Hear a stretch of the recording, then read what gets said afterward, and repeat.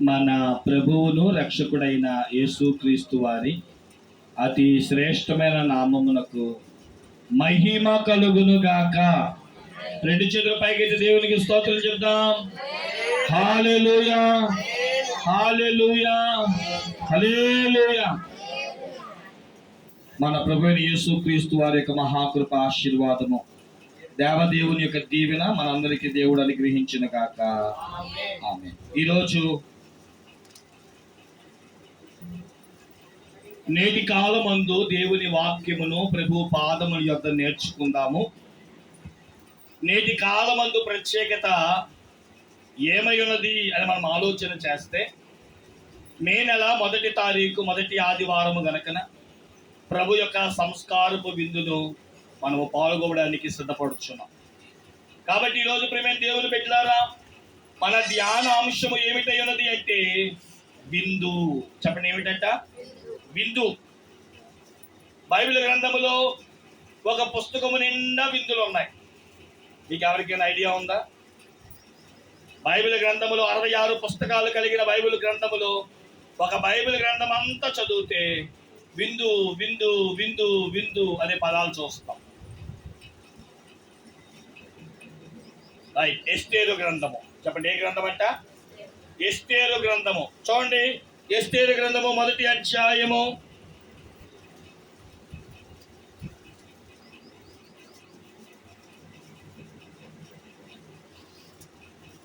4వ వచనం కాడి నుంచి ఒకసారి చదువుతాం. 1వ అధ్యాయంలోనే, అతడు తన మహిమ గల రాజ్యము యొక్క ఐశ్వర్య ప్రభావములను, తన మహదైశ్వర్యమును, ఘనతలను అనేక దినములు అనగా 180 దినములు కనపరిచెను. ఆ దినము గడిచిన తరువాత రాజు షూషాను కోట యందు అల్పులేమి గనులేమి జనులందరి రాజు కోటలోనికి కోట ఆవరణములో 7 దినములు విందు చేయించును. చూడండి, గనులైన వారితోనంట ఎన్ని దినాలు? 180 దినాలు విందు చేశారంట. అందులో బలహీనులు, బడుగు బలవర్గము కలిగిన వారు ఎన్ని రోజులు విందు చేశాడంట? 7 దినాలు విందు చేశాడంట. ఇంకా అవలేదు అక్కడికి. అక్కడ ధవల ధ్రువ వర్ణము గల అవిసనాలు చేయబడిన తాళ్లతో చలవరాతి స్తంభముల మీద వచ్చబడిన వెండి కమ్మిలను తగిలించిన తెలుపు ఊదారంగు కలిపిన తెరలను వేలాడుచుండెను. మరియు ఎరుపు, తెలుపు, పసుపు, నలుపు అయిన చలువు రాతి పరిచిన నేల మీద వెండి బంగారమైనను బలతోరు గల జలతారులు గల పరుపులుండెను. అచ్చట కూడిన వివిధ బంగారు పాత్రల్లో పానమిచ్చుచు రాజస్థితికి తగినట్లుగా రాజ ద్రాక్ష రసమును దాసులు అధికముగా పోసిరి. ఆ విందు పానమును ఆజ్ఞానుసారముగా జరిగినట్లు ఎవరును బలవంతము చేయలేదు. ఎవడు కోరునట్లుగా వాని పెట్టవలనని తన కోట పని వారికి రాజు ఆజ్ఞ ఇచ్చాను. రాణి అయిన వష్టి కూడా రాజైన హర్షరుడు కోటలో స్త్రీలకు ఒక విందు, గనులకు ఒక విందు 180 రోజులు, అల్పులకు 7 రోజులు విందు. మరి రాణమ్మ గారు కూడా ఏం చేసిందంట? స్త్రీలైన వారికి కూడా విందు చేసిందంట. ఎన్ని రోజులు చేసిందో రాయబడలేదు. చూడండి ప్రియమైన దేవుని బిడ్డలారా, బైబిల్ గ్రంథంలో అనేకులు విందు చేసుకున్నారు. ఆదికాండం 21వ అధ్యాయం కనుక తీస్తే, తనకు లేక పుట్టిన తన కుమారుడైన ఇస్సాకు పాలు విడిచిన తరువాత అబ్రహాము గారంట గొప్ప విందులు చేశాడంట. 1 సమూయేలు గ్రంథము 25వ అధ్యాయము 36వ వచనము చదివితే, నల్లవాడైన నాబాలు కూడా బొచ్చు కత్తిరించు కాలమున తన స్నేహితులతో విందు చేసుకున్నాడంట. బైబిల్ గ్రంథములో అనేక విందులు ఉన్నాయి. యోహాను సువార్త 12:1లో జీవపు విందు ఉంది. యెషయా 25:6లో నిర్మలమైన విందు ఉంది. అలాగే ప్రియమైన దేవుని బిడ్డలారా, మార్కు సువార్త 4:19లో వాక్యపు విందు ఉంది. సామెతలు 15:15లో నిత్యమైన విందు ఉంది. ఆదికాండం 26:30 వచనములో ఆశీర్వాదకరమైన విందు ఉంది. పరమగీతములు 2:4లో ప్రేమ విందు ఉంది. ప్రకటన 19:9లో గొర్రె పిల్ల విందు ఉంది. అలాగే ప్రకటన 19:9లో పెండ్లి విందు. కాబట్టి ప్రియమైన దేవుని బిడ్డలారా, బైబిల్ గ్రంథంలో ఎక్కువ పర్యాయములు విందులు వినోదాలకు ఎక్కువగా అవకాశం ఇచ్చారు. అయితే కేవలము ఎస్తేరు గ్రంథములో మనం చూసిన వారమైతే ప్రియమైన దేవుని బిడ్డలారా, ఎస్తేరు రాణి అయిన తరువాత కూడా విందులు చేసింది. కాబట్టి బైబిల్ గ్రంథములో 7 రకాలైన విందులకి గొప్ప ప్రాధాన్యత ఉందన్నమాట. ఈ 7 మీకు గుర్తుండడానికి ఒకే అక్షరం మీద నేను 7 రకాలైన విందుల గురించి ఈరోజు మాట్లాడి మనము కూడా ప్రభు సంస్కారపు విందులోనికి ప్రవేశిద్దాం. రండి, బైబిల్ గ్రంథమును తెరిచి ఎస్తేరు గ్రంథము 9వ అధ్యాయము, ఎస్తేరు గ్రంథము 9వ అధ్యాయము 18వ వచనం. షూషాను నందున్న యూదులు ఆ మాసమందు 13వ దినమందును 14వ దినమందును ఉడుకొని 15వ దినమందు నెమ్మది పొంది విందు చేసుకొనుచు సంతోషముగా ఉండిరి. నేను 7 రకాలైన విందుల గురించి చెప్పాలనుకున్నా. సా అనే అక్షరం మీద చెప్తాను. మొదటి విందు పేరు సంతోషమునిచ్చే విందు. చెప్పండి, ఈ విందు ఎలా చేసుకున్నారంట? అంటే 7తో కూడా విందు చేసుకుంటారా? మాట్లాడరే, చేసుకోరా?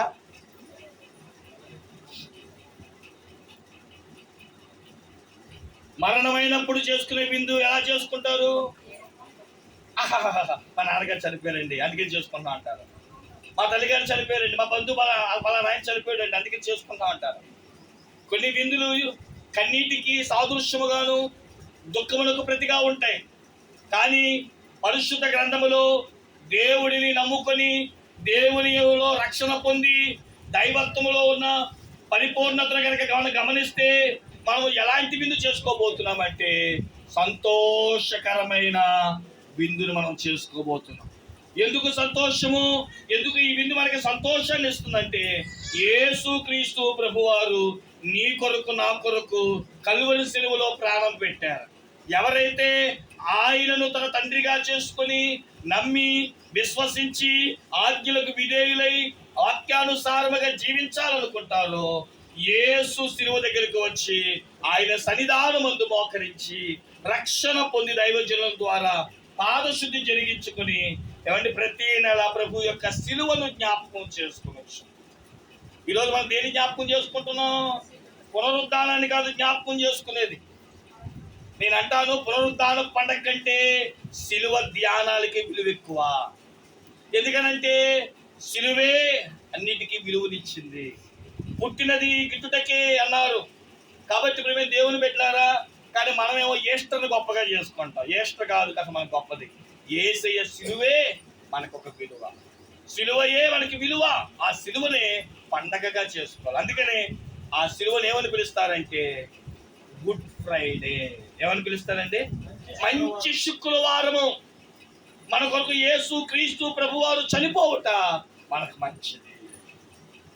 కాబట్టి ప్రియమైన దేవుని బిడ్డలారా, యేసు క్రీస్తు ప్రభువారి శిలువే మనకు విలువనిచ్చింది. ఆయన అన్నాడు కదా, నా శరీరమును తిని నా రక్తము తాగువాడు నాతో నిత్య జీవానికి వెళ్తాడు కనుక. ప్రియమైన దేవుని బిడ్డలారా, ఈ రోజు కూడా 1 కొరింథీ పత్రిక 11వ అధ్యాయము 23వ వచనం నుంచి 28వ వచనం వరకు మనం తీసుకోవాల్సిన జాగ్రత్తలో ప్రభు సంస్కారములు ఒకటేమిటయా అంటే, మనము దేవుని యొక్క సంస్కారములోనికి వచ్చినప్పుడంట సంతోషముతో నా కోసమేగా యేసయ్య మరణించాడు, నా కోసమే కదా రక్తము కార్చాడు, నా కోసమే కదా మరణించాడని సంతోషముతో, నా కోసమే నా దేవుడు మరణించాడని ఆయన శరీరము ఆయన రక్తమును మనము పానముగా ప్రభు సంస్కారపు విందుగా తీసుకొని సంతోషించి. ప్రియమైన దేవుని బిడ్డలారా, పరిశుద్ధ గ్రంథములో కూడా షూషాను కోటలో జరిగిన ఒక భయంకరమైన సంఘటన ఏంటయ్యా అంటే 6 నెలల్లో లేదా 8 నెలల్లో లేదా 10 నెలల్లో యూదులు, అంటే ఉదాహరణగా 10 నెలల క్రితమే హామాను చేత ఒక తాకీదు రాయించారు. ఏమిటా తాకీదు అంటే, ఇది 120 సంస్థానాలకి వెళ్ళాలి, యూదులు ఎక్కడున్నా చంపేయండి అన్నది ఆ తాకీదు యొక్క సారాంశం గమనించండి. అయితే మొదటిగా హామాను పంపించినప్పుడు సామాన్యమైన గుర్రముల మీద పంపించి అందరికీ తాకీదులు అందించారంట. అయితే 3 నెలలు గడిచిన తరువాత ఎస్తేరు యొక్క ఉపవాసము, మొర్దెకై యొక్క ప్రార్థన దేవుడు గెలిపించి గొప్ప జయోత్సాహము చేసి ఏమండి ముందు వెళ్ళిపోయిన తాకీదులను ఆపాలి అంటే ఏం చేయాలి? ఆ గుర్రాలకు మించిన వేగం కావాలి కనుక అసలు ఆ బైబిల్ చదువుతానండి ఒక్కొక్క మాట ఎంత లోతైన అర్థమో ఒకసారి చదువుకోండి. ఎస్తేరు గ్రంథం చదివితే ప్రేమ దేవుని పెట్టు. ఎస్తేరు గ్రంథము 8వ అధ్యాయం 14వ వచనములో రాజు పనికి పెంచబడిన బేదాశ్వముల మీద నెక్కిన అంచెగాండ్రులు రాజు మాట వలన ప్రేరేపింపబడి అతి వేగముగా బయలుదేరి. చూసారా ప్రేమ దేవుని పెట్టినారా? కేవలము రాజు తప్పించబడడానికి రాజు యుద్ధముల కంట కొన్ని గుర్రాలను పెంచేవారంట. దానిని బేజాశ్వములు అంటారంట. దాని వేగము కనుక మనం పొందుకోవాలి అనుకుంటే ఎవడి వల్ల సాధ్యం కాదంట. దానికి కొంతమంది ట్రైనింగ్ పర్సన్ అచ్చుగాండ్రులను వారిని గుర్రాలను నడపడానికి ఏర్పాటు చేశారంట. అంటే మీకు ఒక మాటలో చెప్పాలంటే సైకిల్ మీద బయలుదేరిన వాడికి త్వరగా అందాలంటే మోటార్ సైకిల్ మీద బయలుదేరిన వాడిని త్వరగా అందుకోవాలంటే కారు మీద బయలుదేరిన వాడిని త్వరగా అందుకోవాలంటే విమానమే అన్నమాట, గాల్లో. అంటే ఆలోచన చేయండి, 3 నెలలు ప్రయాణం చేసిన ఈ గుర్రము 3 నెలలు ప్రయాణం చేస్తే ఈ బేజస్వములంట 3 నెలలు ప్రయాణం చేసిన గుర్రాల కంట నెలలోనే సమాధానం చెప్పినాయండి. దేవునికి స్తోత్రం చెప్పండి. అంటే అంత వేగము ఇది రాజు కోసమే ఏర్పాటు చేశాడు. మనందరిని బ్రతికించడానికి రారాజైన ప్రభు తానే భూలోకానికి దిగి వచ్చి అచ్చుగాండులాగా సాతాను యొక్క చేతిలో నుండి మనల్ని పట్టి తప్పించి, ఒక మాటలో చెప్పాలంటే యేసు ప్రభు వారి భూమి మీదకి రాకపోతే మనకి పరలోకం లేదు, నరకము నిత్యనాశనములో కాలుతూ ఉండేవాళ్ళం. కానీ దేవుడు మన కోసము తన కుమారుని భూలోకానికి ఇచ్చాడు. ఆయనను మనము ఎలాగ పొందుకోవాలి అంటే ఏడుస్తూ కాదంట. ఎలా రావాలి? ప్రభు సంస్కారపు విందు, ప్రభు సంస్కారపు విందు పరుగెత్తు కొని రండి, ప్రభువే మన విందు. ఏంటంట? ప్రభు సంస్కారపు విందు. ఎలా రావాలంట? తాయితీగా రామ్మ పర్లేదు, నిదానంగా రామ్మ పర్లేదు అంటావా? పరిగెత్తు. కాబట్టి ఇప్పుడు మేము దేవుని పెట్టారు. దేనికి పరిగెత్తాలంటే అది వాళ్ళకి సంతోషాన్ని కలిగించే విందు. యేసయ్య కోసం చనిపోయాడని ఇప్పుడు ఏడడం కాదు, పాప క్షమాపణ నిమిత్తం ఏడవండి. కానీ ప్రభు యొక్క సంస్కారంలోకి వచ్చినప్పుడు ఆయన రొట్టె ద్రాక్షారసము నా కోసమే అని సంతోషముతో తీసుకున్నాడు. కాబట్టి ప్రేమ దేవుని పెట్టారా, 7 విందుల గురించి చెప్పాలనుకుంటున్నాను. కాబట్టి మొదటిది ఏ విందు అంటే ఇది సంతోషమునిచ్చే విందు. ప్రభు సంస్కారం మనకి ఏమివ్వాలి చెప్పండి? అయోగ్యంగా తీసుకుంటే సంతోషం కాస్త దుఃఖంగా మారింది. గమనించుకోండి. పాపం చేసేటప్పుడు సంతోషంగానే ఉంటుంది, కానీ పర్యవస్థానం దుఃఖమే.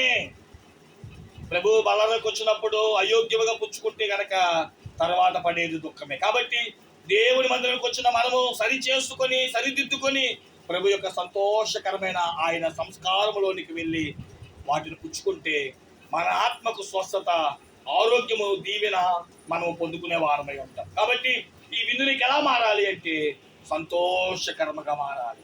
నా దేవుడు నా కోసం మరణించాడు, అందుని బట్టి సంతోషిస్తూ నా కోసమే కదా అని చెప్పి మనమందరము కూడా ఆ సంతోషకరమైన విందులో పాల్గొందాం. ఇక రెండవది చూసిన వారమైతే మొదటి రాజుల గ్రంథము 3వ అధ్యాయం 15వ వచనం. మొదటి రాజుల గ్రంథము 3:15.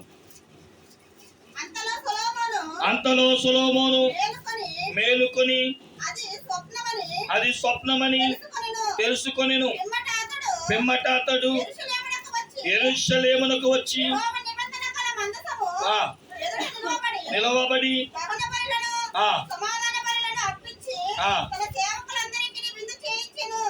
ఇది ఏ విందు అంటే సమాధాన విందు, సేవకుల విందు. తన సేవకుల కోసం ఎందుకు విందు చేశాడు అంటే, ఆ రాత్రి కాలమందు దేవుని మందిరమును ప్రతిష్ఠ చేసి ఆ రాత్రి దేవాలయంలో పడుకున్నాడంటే సొలొమోను. దేవుడు అడిగాడంటే, నా కుమారుడా నీకేం కావాలి? ధనము కావాలా, ఐశ్వర్యం కావాలా, ఘనత కావాలా అంటే, అయ్యా నాకు తెలివి కావాలి, రాజ్య పరిపాలన చేయడానికి తెలివి కావాలని అడిగినప్పుడు, ఓకే నీకు తెలివితో పాటు కావాల్సిన ధనము, ధాన్యము, ఐశ్వర్యము, అంతస్తుని ఇవ్వబోతున్నాను అన్నప్పుడు తాను ఉదయం లేచి ఇంటికి వెళ్ళి సమాధాన బలులు అర్పిస్తూ తన సేవకులకి ఏం చేశాడంట? విందు చేసినట్టుగా చూస్తాం. ఇది సమాధానకరమైన సేవకుల విందు. దేవుడు మన జీవితంలో చేసిన మేలును బట్టి, దేవుడు మనకు అనుగ్రహించిన గొప్ప మేలేమిటయ్యా అంటే, నీవు శిలువ యాగమునకు వెళ్ళవలసిన నీవు, పాపము వలన నరకానికి వెళ్ళవలసిన నిన్ను దేవుడు ఎక్కడికి తీసుకెళ్తున్నాడు? పరలోకమునకు తీసుకుని వెళ్తాడు. అందుకని దేవుడి దగ్గర ఏం పడాలి? మనము సమాధాన పడాలి. దేవునితోనూ దైవజనులతోనూ సమాధాన పడుచు మనము దేవుని సన్నిధానమందు సమాధానకరమైన విందులు తీసుకోవాలి. నేను అంటాను, ఎలాగనుకోని తప్పుగా అపార్థం చేసుకోవద్దు. ఇంటికి వెళ్ళేమో అత్తమామ దగ్గర గొడవ పడిపోయి, ఏమండి రోడ్డు మీద ఏమో బంధువులతో గొడవ పడిపోయి, లేదా పక్కింటోడి మీద ఎదురింటోడి గొడవ పడిపోయి, అయ్యారు నాకు ఇచ్చేయండి విందంటే, ఒకసారి మత్తయి సువార్త 5వ అధ్యాయం మీరు చదువుతే 22వ వచనం కాడి నుంచి, నువ్వు దేవుని మందిరానికి వెళ్తున్నప్పుడు నీ సహోదరునితో నీవు వాదం ఆడావని తెలుసుకుంటే అక్కడే నీ యొక్క నైవేద్యం విడిచిపెట్టి వెళ్ళి సమాధాన పడుము, తర్వాత వచ్చి నాకు నైవేద్యం. చదవండి ఒకసారి ఆ మాట. ఎన్నో వచ్చినామా? 22 చదవమ్మా. తన సహోదరి మీద పాపపడు ప్రతివాడు విమర్శకు లోనగును, తన సహోదరుని చూచి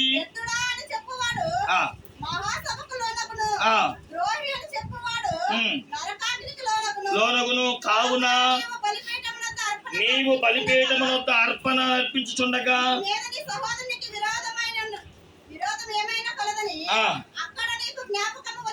ఇదిగో నేను పలానోడితో సమాధానం పడలేదు అని చెప్పి నీకు అక్కడ గుర్తొస్తే ఏం చేయాలంట? విడిచిపెట్టి మొదటి వెళ్ళి నీ సహోదరులతో సమాధాన పడము, అటు తర్వాత వచ్చి. ఇప్పుడు ప్రభు సంస్కారంలోకి వచ్చిన మనము సమాధానం లేని వారమైతే అది నీకు సమాధానకరంగా మారదు. కాబట్టి మొదట ఎవరితో మనము వాదులాడామో, ఎవరితో అయితే మనకి వివాదం ఉందో, ముందు వాళ్ళ దగ్గరికి వెళ్ళి సమాధాన పడు.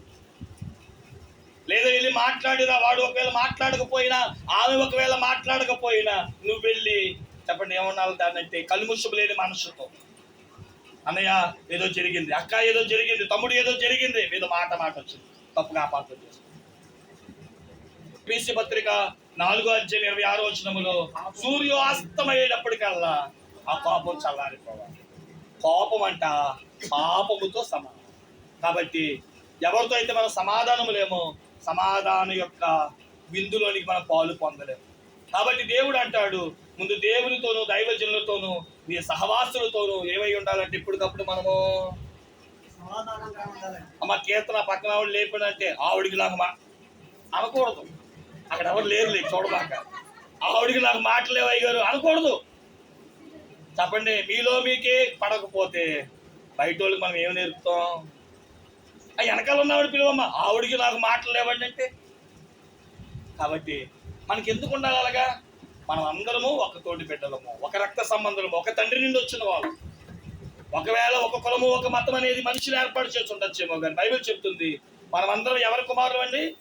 దేవుని కుమారులము. ఆదాము యొక్క సంతానమే, లేదా అబ్రహాము యొక్క సంతానమే, లేదా నోవహు యొక్క సంతానమే. కాబట్టి నువ్వు వేరు నేను వేరు అనమాకండి. నీదేదో గొప్ప కులం కాదు, పక్కనోడేదో చెత్త కులం కాదు, మనుషులు ఏర్పాటు చేశారు. కానీ బైబిల్ చెప్తుంది అందరము ఒక తండ్రి బిడ్డలమే. దేవునికి స్తోత్రం చెప్పండి. వేరు అనుకుంటే నువ్వు ఒక్కదానివే వేరవుతావు, అందరూ నావాలనుకుంటే అందరూ అవుతావు. అలా కలుపుకోలేకపోతే నువ్వు ఎన్ని సంవత్సరాలు భక్తి చేసినా వృధా. నీ వల్ల దండగే తప్ప ఏమీ ఉపయోగం లేదు. నీ సహోదరుని ప్రేమించిన వాడు దేవుణ్ణి ఎలా ప్రేమిస్తావు? కాబట్టి గమనించుకోండి. సమాధానకరమైన విందులోనికి మనం వెళ్ళాలంటే కోపము, ద్వేషము, పగ, కుట్ర, కుతంత్రములు అనే లక్షణాలు మన హృదయంలో లేకుండా సమాధాన పడుతూ ముందుకు సాగిపోవాలి. అప్పుడు ఆ విందు ఎలా మారిందంటే సమాధానకరమైన విందులాగా మారింది. 3వ విందులోనికి వెళ్దాం. చూడండి, 2 సమూయేలు గ్రంథము 3:20. 2 సమూయేలు గ్రంథం 3:20. అందు నిమిత్తమై అబ్నేరు 20 మందిని వెంట పెట్టుకొని రాగా దావీదు అందరికును అతని వారికి విందు చేయించను. ఈ విందు పేరు సహవాసపు విందు. చెప్పండి, ఏ విందు అంటే ఇది? కేవలం నీ ఇంటికి వచ్చి ఇచ్చే విందు కాదు. ఈ రోజు మాలాంటి సేవకులు చేసే ఒక దౌర్భాగ్యమైన పని ఏంటయ్యా అంటే, ఎవరు మా చర్చి వాళ్ళు ఇంటికి రావట్లేదా, లేదా మా చర్చి వాళ్ళు చర్చికి రావట్లేదా, ఇంటికి తీసుకొచ్చి ఇచ్చేస్తారు సంస్కారం. ఇంటికి తీసుకొచ్చి ఇచ్చే సంస్కారం ఎప్పుడో తెలుసా? తీసుకునే వ్యక్తి చావు బ్రతుకుల్లో ఉంటే, లేవలేకపోతే, రేపో మాపో చచ్చిపోతుందంటే అప్పుడు ఇవ్వాలి. ఇంటికి తీసుకొచ్చి దైవజనుల ద్వారా సంస్కారం లేదా పట్టించాలి. అలాగే కానీ బాగున్న ఒక వ్యక్తి దగ్గరికి తీసుకుని వెళ్తే అది విందు అనిపించుకోదు. గమనించండి. కాబట్టి దావీదు దగ్గరికి వచ్చిన అబ్నేరు అతనితో పాటు 20 మంది రాగానే మనమందరం ఒక సహవాసం అని చెప్పి ఏ విందు చేశాడట? అందుకని ప్రతి సంఘములో ఒక తారీఖును లేదా ఒక వారమును కేటాయించుకో. మనకి ప్రతి నెల మొదటి ఆదివారం. కాబట్టి ఖచ్చితంగా ఏమవ్వాలి? ఎన్ని పనులు ఉన్నా, ఎన్ని ఆటంకాలు ఉన్నా ముందు ఈ సహవాసంలోనికి అపోస్తుల కార్యగ్రంథంలో 2వ అధ్యాయం 42వ వచనం. అపోస్తుల కార్యగ్రంథంలో 2వ అధ్యాయం 42వ వచనం. అపోస్తుల బోధ యందును సహవాసమందును రొట్టె విరుచుడు యందును ప్రార్థన చేయడం ఎందును. ఈ వెస్ట్ ఎండ్ రోజు వచ్చేవాళ్ళంట విందుకి. ఎప్పుడు వచ్చేవాళ్ళు? ఈ గృహంలో వీళ్ళందరూ అపోస్తుల బోధనంట ప్రతిరోజు రొట్టె విరిచేవారంట. మిమ్మల్ని ప్రతిరోజు వచ్చి ప్రభు సంస్కారం పుచ్చుకోండి అన్నాను అనుకోండి, వస్తారా? కాబట్టి ఇప్పుడు మేము దేవుని పెట్టారా, మనం అందరం కేటాయించుకొని ఒక రోజు పెట్టుకున్న దేనికయ్యా అంటే సహవాసము కలిగి. 1 కొరింథీ పత్రిక 1వ అధ్యాయం 9వ వచనములో ప్రభువైన యేసు క్రీస్తు ప్రభువారు కూడా తన సహవాసానికి మనల్ని పిలిచిన దేవునికి కృతజ్ఞతాస్తుతులు చెప్తున్నాడు. చూడండి, 1 కొరింథీ 1:9.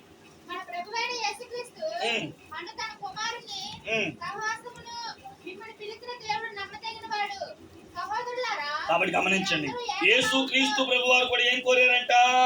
సహవాసమును కోరినట్లుగా చూస్తాం. కాబట్టి మొదటి ఆదివారపు ఆరాధన సహవాసపు విందును సూచిస్తుంది. మనం కూడా మొదటి వరకు ఈ మొదటి ఆదివారం రాగానే చెప్పండి, అందరూ ఒకే చోట ఉంటున్నాం కాబట్టి ఏం పెట్టుకునే వాళ్ళం? భోజనాలు పెట్టుకునే వాళ్ళం. ఎందుకని? అందరూ కూర్చొని నెలకు ఒకసారైనా మాట్లాడుకుంటే, అక్క ఎలా ఉన్నావే, ఈ మొక్క వేసుకోవే, ఈ సాంబార్ వేసుకోవే, ఈ పచ్చడి వేసుకోవే అని శరీరానుసారమైన భోజనం తింటూ ఆత్మానుసారమైన ప్రభు సంస్కారంలో పాలు పొందుతూ ఒక సహవాసంగా ఒక కుటుంబంగా మనం ఉన్నాం. కాబట్టి ఈ సహవాసాన్ని మనం ఏం చేసుకోకూడదు? పోగొట్టుకోకూడదు. అందుకనే ఎదుర్కొంటూ కొన్ని అదే చెప్తున్నారు, కనీసము సహవాసపు విందునైనా సరే పోగొట్టుకోకూడదు. రెండు సమయంలో త్వరగా ముగించేస్తున్నాను. 4వ విందు ఆది కాండము 43:34.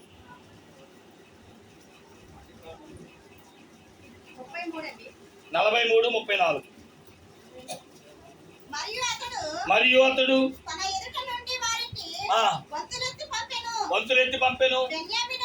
బెన్యామీను వంతు వారి అందరి వంతుల కంటే 5 వంతులు గొప్పది. వారు విందు ఆరగించరు. ఇది సంతృష్టికరమైన విందై ఉన్నది. ఏమిటి ఈ సంతృష్టికరమైన విందు అని బైబిల్ చెప్తుందయ్యా అంటే, ఇది అందరూ అన్నదమ్ములు కూర్చొని చేసుకునే విందంట. కరువు కాలంలో అన్నలందరూ కూడా యోసేపు ఇంటికి వచ్చినప్పుడు తన అన్నని చెప్పకుండా అందరికి ఏం పెట్టాడంట? ఒక సంతృష్టికరమైన కార్యమును జరిగించాడు. రూబేను, షిమ్యోను, యోధ, మనుషులు లేయా, యోధ అంటూ పెద్దవాడు, చిన్నవాడు, 2వ, 3వ లైన్గా కూర్చోబెట్టేవాడు మొహాలు చూస్తున్నారు. ఇదేంటి, ఈయనకి ఎలా తెలుసు నేను మొదటోడిని, 2వ వాడిని ఎలా తెలుసు, బెన్యామీను 13వ వాడిని ఎలా తెలుసు, 12వ వాడని? వాళ్ళందరూ ఆశ్చర్యపోయారు. అది ఏ విందయ్యా అంటే ఒక కుటుంబంగా చేసుకునే విందు. మనం అందరం కూడా ఏమంటే ఒక తల్లి బిడ్డలు కాకపోయినా ఒక తండ్రి యొక్క బిడ్డలమై ఉన్నాము. క్రీస్తు యేసు రక్తములో కడగబడిన మనం అందరము, చెప్పండి, అన్నయ్యలము, తమ్ముళ్ళము, అక్కలము. చెప్పట్లేదు మీరు? అందరం కూడా ఒక కుటుంబం. ఈ కుటుంబం అంతా కలిసి ఏం చేసుకోవాలంటే పెద్దవారు మొదలుకొని చిన్నవారు వరకు గౌరవించుకుంటూ ఒక సంతృష్టికరమైన విందుని ఏర్పాటు చేసుకోవాలి. కాబట్టి ఒకటి సంతోషకరమైన విందు, రెండవది సమాధాన విందు, మూడవది సహవాస విందు, నాలుగవది సంతుష్టకరమైన విందు. ఐదో మాట ఎస్తేరు గ్రంథము 9:22.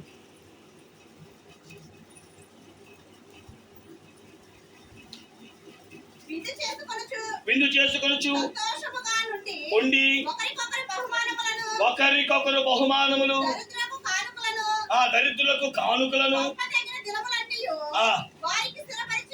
ఈ విందు స్థిరపరిచే విందు. ఈ మొదటి ఆదివారం పలానా నక్క వస్తుంది కాబట్టి ఏమండి దాచినవన్నీ కూడా అందించే విందు అన్నమాట. ఒకరికి ఒకరు బహుమానం ఇచ్చుకునే విందు. ఇచ్చుకున్నారు ఎప్పుడైనా ఇక్కడికి వచ్చిన తర్వాత? ఆలోచించేది. నా దగ్గర ఉన్నది నీకు, నీ దగ్గర ఉన్నది నాకు. అసలంట ఈ విందులో వచ్చినప్పుడు శరీరానుసారముగా, ఆత్మానుసారంగా నేను చెప్పట్లేదు కానీ శరీరానుసారంగా, అక్క ఈ పొద్దునే మీ అన్నయ్య చేపల కూర తెచ్చాడు, ఇదిగో 2 ముక్కలు తెచ్చాడు నీకోసం, వేసుకొని తిను. అందరూ కూర్చొని భోజనం చేసేటప్పుడు ఇదిగో మీ తమ్ముడు చికెన్ తెచ్చాడు, వండేలు శుభ్రంగా తినండి రండి, మనం అందరం కలిసి తిందామని చెప్పి ఎవరింట్లో అంటే వాళ్ళు తెచ్చుకొని అందరూ కలిసి ఒక చోట సంతృష్టకరమైన భోజనం చేయాలి. బహుమతులు ఇచ్చుకోవాలంట, దరిద్రులు గుర్తు చేసుకోవాలంట. భోజనాలు పెట్టేటప్పుడు ఇవన్నీ గుర్తుకు రావాలి. నేనేమి ఇవ్వాలి, వాళ్ళకి ఏం పెట్టాలి, నేను ఈరోజు ఏం సిద్ధపరచుకోవాలి. ఇది సిద్ధపాటు కలిగిన వారికి అర్థమవుతుందంట.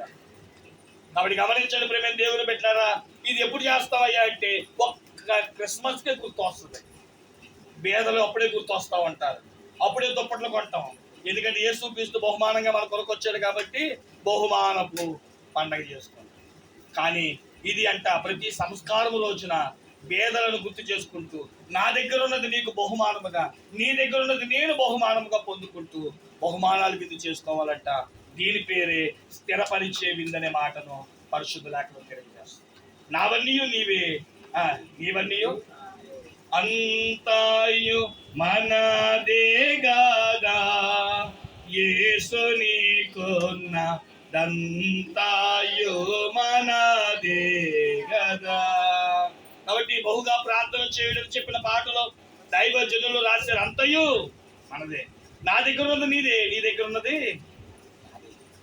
కాబట్టి మనం వేరు కాదు కనుక ఈ ఏర్పాటు విందు మనందరినీ స్థిరపరచాలి. ఆ రోజు మనం చూసిన వారం అయితే పరమగీతములు 1:12 ముగింపులోనికి వచ్చేస్తాం. పరమగీతములు 1:12 ఎవరికి ఎక్కట్లేదా? రాజు విందుకు కూర్చుని ఉన్నాడు, నా పరిమళ తైలపు సువాసన వ్యాపించును. ఈ విందు 6వ విందు సువాసన విందు. చెప్పండి, ఏం రావాలంట? సువాసన కలది, అంటే ప్రేమతో పెట్టగలిగే. ఇంకో మాట చెప్పాలంటే ఈ విందులో ఏముండాలి? సువాసన వచ్చేదే. ఇది ప్రేమ విందు అని కూడా పిలుస్తారు. ప్రేమతో పెట్టండి చాలు, అంతేగాని చికెన్ వాసన వచ్చినట్లు, ఏమంటే మటన్ వాసన వచ్చినట్లు వాసనే రావక్కర్లా.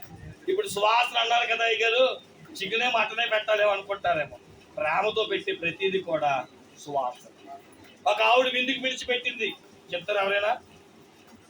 సువాసన సువాసన ఇల్లంత సువాసన, ఆరాధన దైవారాధన ఆత్మీయ ఆలాపన, ఆ భోజన పంక్తిలో సీయోను ఇంటిలో. పాట మర్చిపోయారు, చాలా సంతోషం, మీకు గొప్పవాళ్ళు. మరియా తన పాపాన్ని విడిచిపెట్టినట్లు ఆయనను కన్నీళ్లతో కడిగి తలకురులతో తుడిచి తైలమును పగలగొట్టి ఆ గదంతా సువాసన వ్యాపింపజేసి యేసయ్య సువాసన బిందును అర్పించినట్లు. అంటే దేవుని మందిరానికి వచ్చి బలలో పాలు పొందే వాళ్ళము మన పాపాలన్నీ కడిగి వేయబడి ఒక సువాసనకరమైన జీవితం కలిగి ఉండాలి. అది విందు. అంతేగాని కక్కలు మొక్కలు చేపలు రొయ్యలు ఏమిటి సువాసనతో వచ్చి విందు పెట్టమని కాదు. ఇవి అయ్యగారు చెప్పారు మొన్న, అబ్బాయి నువ్వు నాకు ఈరోజు పచ్చడేసి పెడతావేంటి, చెప్పరే మాంసం వేసి పెట్టమన్నా నేను అంటలేదంటే. సువాసన విందంటే నీకు కలిగినది నీ సాక్ష్యముతో నువ్వు ఏది పెట్టినా నీ సాక్ష్యమే ఒక సువాసనగా ఉండాలి. ఇది ఈ దేవుని యొక్క ప్రభు బలలోకి వచ్చినప్పుడు నీ సాక్ష్యం ఒక సువాసనగా వెదజల్లాలి. ఇక 7వ విందు చెప్పుకొని ముగించేసుకుందాం. 1 రాజుల గ్రంథము 20వ అధ్యాయము 12వ వచనం. 1 రాజుల గ్రంథము 20:12.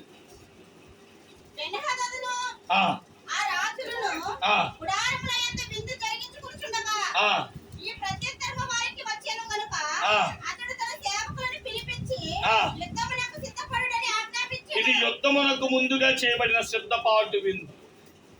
యేసు క్రీస్తు ప్రభు వారి యొక్క సంస్కారపు విందు దేనికయ్యా అంటే రేపు 1000 ఏండ్ల పరిపాలనలో తన పోలికలోనికి మార్చబడి మనము రాజులైన యాజక సమూహముగా దేవుని రాజ్య ప్రజలముగా మొదటి తెస్సలోనిక పత్రిక 4:13, 14, 15, 16 వచనంలో చెప్పబడుతున్నట్లు మొదటి మృతులైన వారు లెగుస్తారు, తర్వాత సజీవులుగా ఉన్న మనము లేస్తాము, ఆయనతో మహాయుద్ధములో పాల్గొంటాము.